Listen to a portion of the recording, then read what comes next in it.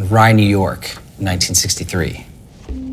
My father talked about this case all the time. In fact, he went there 3 times during his career. And each time he documented the same paranormal experiences with 3 different owners. When he went back the final time in 1985, the house was owned by a family called the Barents. I was a little girl then, but I do remember the kids were terrified. What type of experiences were they having? A lot. Doors were locking on their own. Water would kind of bleed from the walls and ceilings. But the thing that scared the kids was an apparition of a little girl who had died in the attic from a fire. Her name is Lottie Peck. Lottie was mentally disabled, and she was confined to the attic. And in 1884, she tried to use a candle to burn through the door to escape. The fire spread, and she was burned alive. My God. Her spirit remained there for over 100 years until 1985, and this is where it gets really weird. Barbara Barent found a painting one of the past owners, Molly Guillaume, had made of Lottie, and she hung it in the home. Immediately, the activity ceased, and Hans believed the spirit had moved on. Has there been any activity in the house since? I spoke with the current family, and they haven't heard a peep in the 21 years they've owned the home. A haunting just stops after decades of reported activity? I'm going to meet with the previous owners of the house, the last family to actually reach out to Hans Holzer for help. Take me back to when you're a child and you're having these experiences in this house. I had a room that was closest to the attic where Lottie lit herself on fire. I heard a lot of noises, doors unlocking and locking by themselves. During the first week that we were here, in the middle of the night, I heard a door go slam with a great big bang.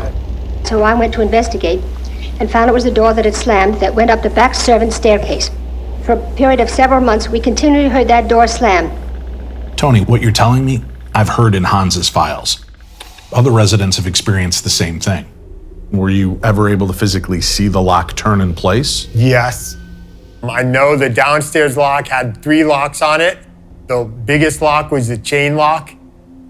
I know that we closed it at night. An hour later, that chain would just be swinging. She really didn't like parties either. I definitely do remember when there was a party, water would fall down and leak through the roof. And was it raining outside? It was not raining outside.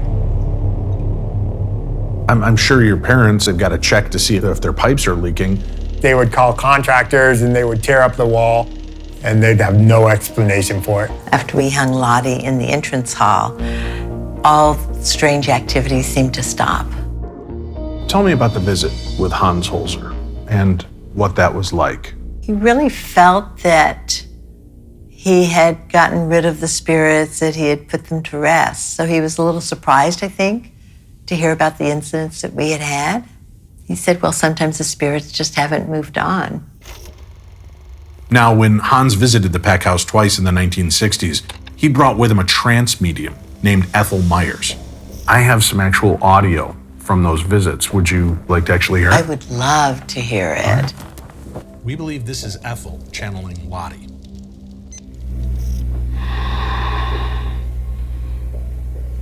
Get out! I've just come to help you. My body, where is it? It has been buried. My body, they took it. Your heir has sold the house. It's not your house anymore. Oh, they took it, they took Who took it? body, they took it. I wonder if we just had a glimpse into just how tortured she really was, and that might have been her spirit trying to make sense of it all. Just chills listening to it.